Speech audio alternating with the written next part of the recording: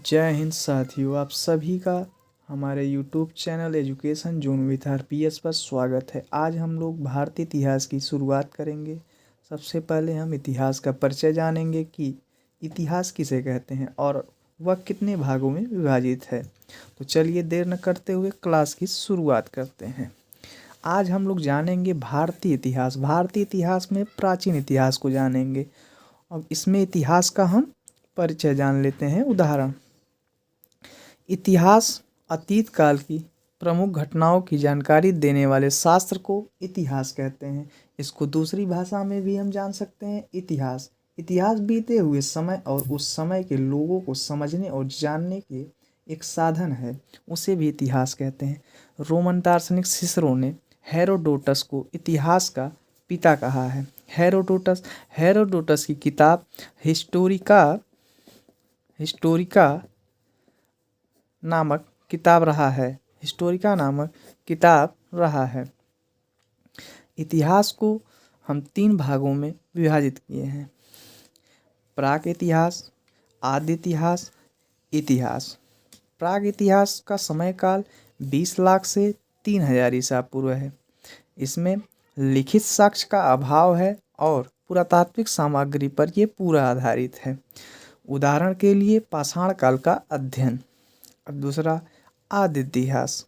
आदि इतिहास का समय काल 3000 ईसा पूर्व से 6000 ईसा पूर्व है।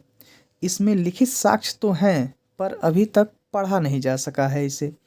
इसका उदाहरण हड़प्पा सभ्यता और वैदिक सभ्यता। अब तीसरा आ गया इतिहास। इतिहास काल का समय काल जो है 600 ईसा पूर्व के उपरांत, मतलब 600 ईसा पूर्व के बाद का। यहाँ से लिखित साक्ष्य भी हैं और उसे पढ़ा भी गया है। इसका उदाहरण वैदिक काल से आगे का समय। इसके बाद हम लोग पढ़ेंगे पाषाण काल। पाषाण काल 3 भागों में विभाजित किया गया है। इसका पूरा पाषाण काल, मध्य पाषाण काल, नवपाषाण काल। पूरा पाषाण का समय काल 20 लाख से 10,000 ईसा पूर्व। मध्य पाषाण काल का समय काल 10,000 ईसा पूर्व से 6,000 ईसा पूर्व और नवपाषाण काल का 6,000 ईसा पूर्व से 3,000 ईसा पूर्व। आइए आगे बढ़ते हैं।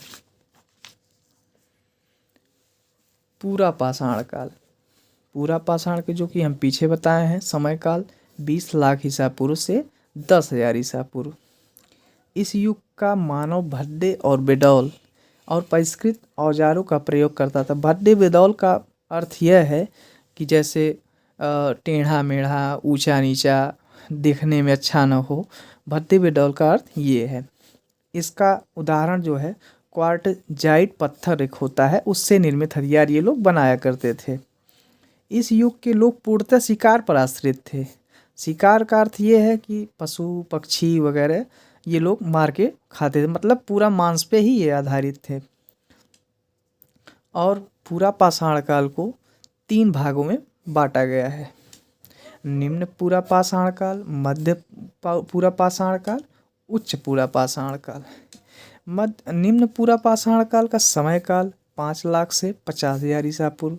मध्य पूरा पाषाण का समय काल 60,000 ईसा पूर्व से 40,000 ईसा पूर्व। उच्च पूरा पाषाण काल का समय काल 40,000 ईसा पूर्व से 10,000 ईसा पूर्व। अब आइए इसका दूसरा, मध्य पाषाण काल। मध्य पाषाण का समय काल जो है 10,000 ईसा पूर्व से 6,000 ईसा पूर्व है। अब इसमें हम जानते हैं क्या है। यह संक्रमण काल का प्रतिनिधित्व करता था और फलतः मानव के उपकरण, शिकार व रहन सहन की पद्धति में महत्वपूर्ण परिवर्तन देखा हुआ होता था। इस युग के मानव अब छोटे मोटे शिकार करने लगे थे। छोटे मोटे का अर्थ ये मछली जैसे हुआ, पक्षी हुआ, ये सब छोटे मोटे ये सब शिकार करने लगे थे। पशुपालन का भी साक्ष्य मिला है इसमें, मतलब ये लोग पशुपालन भी करते थे।